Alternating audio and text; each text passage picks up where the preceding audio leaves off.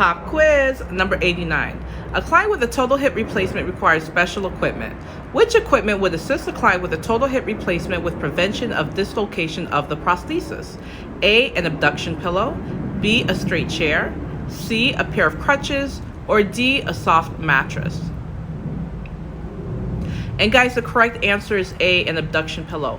Why? Because we want to avoid as an ADD, adduction of the hips. So you're going to do an ABD, abduction pillow, to keep the hips aligned, that hip joint aligned. That's number one. Number two, something very important, patient who had a hip replacement, you want to avoid them crossing their legs. You don't want them to cross that leg past midline. Also, you don't want them bending. Like, you don't want...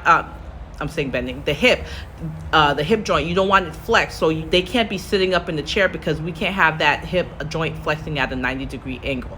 Best answer here is the abduction pillow.